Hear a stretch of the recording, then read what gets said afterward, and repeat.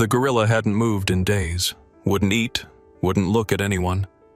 Then, under the pale red glow of the sanctuary's nightlight, he crept to his lexigram board, rearranged 3 tiles with trembling hands, and whispered a single word: "Fire." Rebecca froze, the breath caught in her throat, not just because he spoke, but because of what he meant. His eyes didn't plead, they accused. But what happened next will shock even those who thought they'd seen everything. But first, let's go back to the beginning. The morning light filtered through the reinforced glass panels of the observation room, casting a golden haze across the concrete floor. Coco 9 remained unmoved, his massive shoulders hunched, the rhythmic rise and fall of his chest almost imperceptible. The room, once alive with the playful rustle of enrichment puzzles and low-pitched vocalizations, now echoed with absence, not the absence of sound, but of presence. Dr. Rebecca Hill stood behind the one-way mirror, notebook limp in her hand, as if the act of observing had turned into intrusion. She had seen grief in animals before, mothers losing offspring, companions mourning their dead. But this was different. This was directed, controlled, withholding. In the early days, Coco had astounded the team with his expressive range. He'd chosen colors to represent feelings. He invented compound expressions. No light happy to describe a calm thunderstorm, many heart when watching staff members reunite after time away. And then, of course, there was the mirror test. He had passed with what Rebecca could only describe as theatrical contempt, swatting the paint dot from his chest with a snort before signing, "Me already know." But now that spark had receded behind an impassive wall. The lexigram board, once a playground of daily discovery, remained untouched except for one tile. Human. He didn't press it. He traced it, slowly, reverently, like an epitaph. Rebecca had tried to tempt him. His favorite treat, frozen mango slices soaked in chamomile, new puzzles, familiar music, even a recording of her own voice reading The Giving Tree, which he'd once sat through with curious stillness. Nothing reached him. He didn't lash out. He didn't moan. He simply withheld himself, a silent act of resistance more potent than any scream. The veterinary team confirmed no physiological cause. Blood work, perfect. Weight loss, minimal but deliberate. He wasn't dying. He was deciding. Rebecca's colleagues had theories. Depression, cognitive shutdown, burnout. One researcher suggested existential apathy, a condition so absurdly human it made Rebecca laugh, then cry, because deep down, she suspected the truth was closer to something else entirely. He knew something, or had felt something. And in whatever way he understood the world, he had decided it involved them. People, not as caregivers, not as friends, as the reason he no longer trusted the world enough to eat. Coco 9 was not fading. He was watching, waiting. A silent star, burning beneath a shroud of grief. The sanctuary was never silent, not truly. Even in its quietest hours, there were the distant chirps of night insects, the hum of filtered airflow, the low mechanical whir of observation cameras tracking the darkness. But that night, something changed. Something beneath those familiar frequencies snapped her from sleep before the alarm even sounded. Rebecca's bare feet slapped the concrete hallway as she ran, heart loud in her ears. When she reached the security room, the monitor glowed with movement. Coco, still.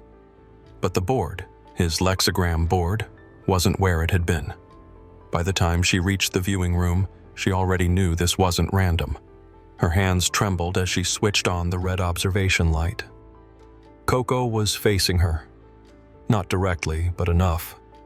He wasn't hunched. He wasn't hiding. He sat upright, eyes fixed not on her, but on the floor before him. That's when she saw it. 3 square lexigrams, deliberately arranged in a perfect horizontal line. Man. Bad. No. Rebecca forgot to breathe.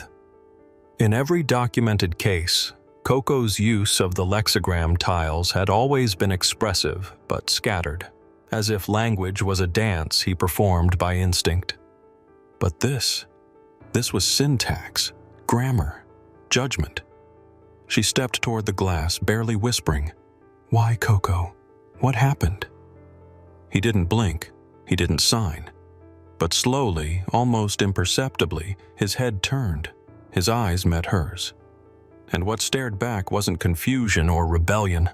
It was mourning. Cold, focused mourning. Then he whispered, not signed, whispered, with breath that felt more like a confession than communication. Fire. The word, fractured and half-formed, scraped the air like a stone against steel. No vocal mimicry. No playful experimentation. Fire. Rebecca recoiled, not because of the word, but because of what it meant to him.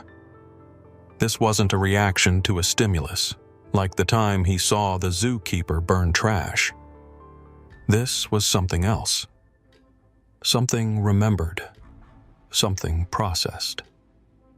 She pressed her palm to the glass. Where? He didn't answer, but his hand, so deliberate, so heartbreakingly precise, lifted and hovered over the lexigram board. He tapped home once. Then he dropped his hand and turned away. No further gestures, no demands. Just silence again. But now, it was a silence with context. A silence with a name. It was the kind of cold that seeped under your skin, not from temperature, but from truth. Rebecca sat alone in the server room, lit only by the blue glow of surveillance monitors. The air smelled faintly of dust and ozone, but her senses were locked elsewhere.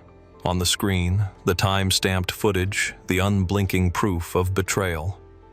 The tape started innocently. Night vision footage, monochrome trees swaying in the wind. A stillness too complete to suggest danger. But then, movement. A slow, creeping shape at the forest's edge. Then another. Metal glints, shapes resolving into trucks. Large, flatbed trucks rolling silently over the boundary fence, guided by men wearing no insignia, no permits. Ghosts with saws.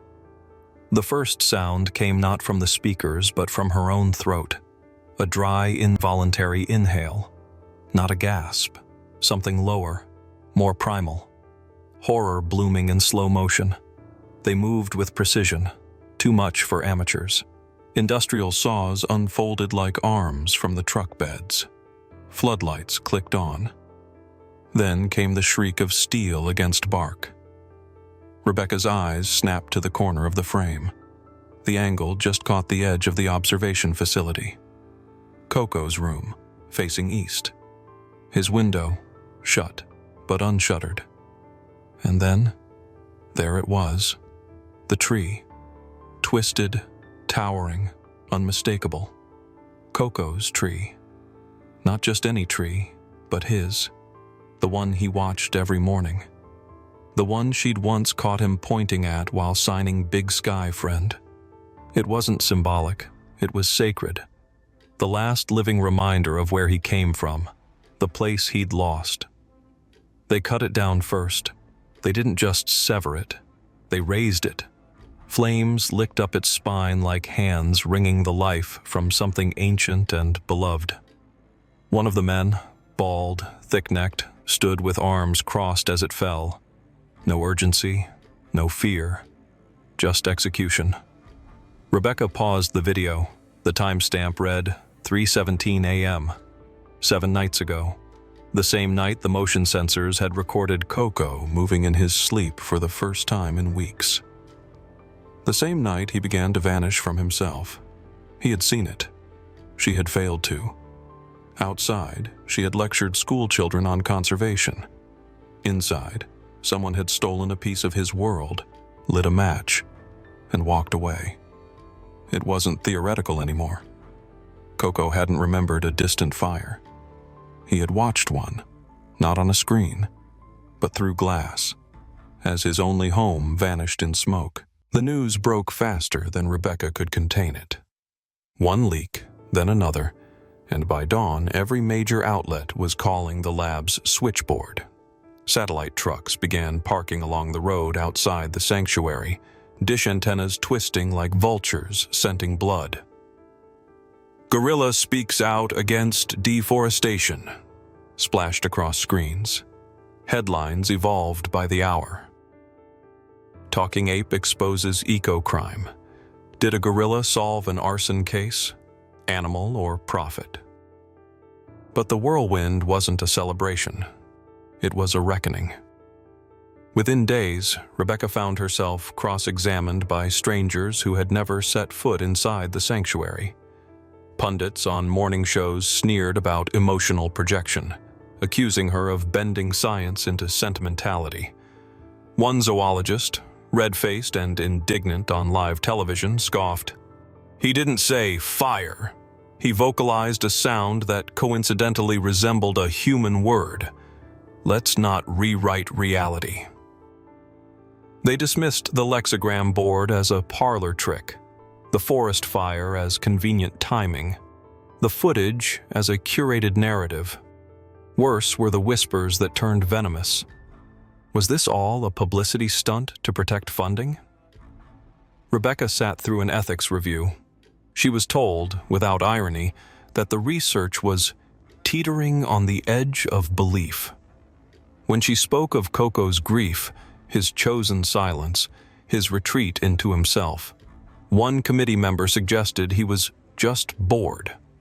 But the truth had no desire to be palatable. Coco had not performed. He had not danced for their grants or headlines. He had mourned. He had gone still while the world burned just beyond his reach.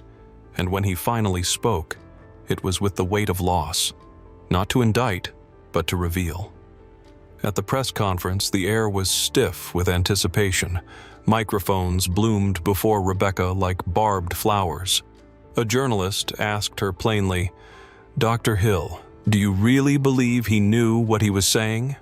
She could have defended herself with charts, data, peer-reviewed jargon. Instead, she looked past the crowd, as if seeing something they could not. "I believe," she said slowly, "that he recognized absence. I believe he recognized loss. And when he whispered fire, he wasn't condemning us. He was warning us about what we've already lost and what we're still capable of destroying." A second pause, then, it meant guilt. It meant memory. It meant that he didn't hate us. He feared what we'd become. The room fell silent, not out of respect, but recognition. The first rains came early that season. Not a deluge, but a steady cleansing rhythm that softened the soil and coaxed green from blackened roots. The volunteers worked in silence most days, save for the crunch of boots on ash and the dull thud of spades breaking earth. Some were local students, others retirees, all of them drawn not just by the call to restore the forest, but by the story. The gorilla who mourned, the scientist who listened. They planted saplings in clusters, mimicking the native growth patterns Coco had once observed. Where his favorite tree had stood, they built a small stone circle and planted a flame tree, the leaves already tinged red with promise. Inside the sanctuary, a different kind of restoration was taking place. It didn't begin with a breakthrough or a dramatic gesture. It began with Rebecca entering the observation room and noticing something small, almost mundane. The food bowl wasn't untouched. A few slices of mango were gone, a smear of pulp near the edge. It was the kind of evidence most would overlook, but to her, it was seismic. The next day, she brought fresh tiles, Not replacements, but additions. Words Coco had seen before but never used. Hope, try, grow. She didn't press him. She simply placed them nearby, then sat, notebook closed, eyes quiet. Then, one morning, it happened. Coco was already awake when she arrived. He sat cross-legged, calm, alert, the sun backlighting the edges of his fur. Before him lay the new lexigram board, arranged with meticulous care. 4 tiles, not random, not experimental, chosen. Tree. New. Thank. Friend. Rebecca didn't speak. She couldn't.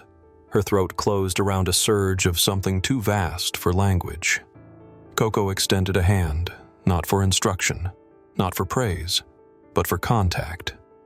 In it, he held a slice of mango, his favorite. Slowly, deliberately, he pressed it into her palm. It was a gesture beyond mimicry. It was ritual, communion. She lowered herself beside him, tears burning at the edges of her eyes. Coco did not smile.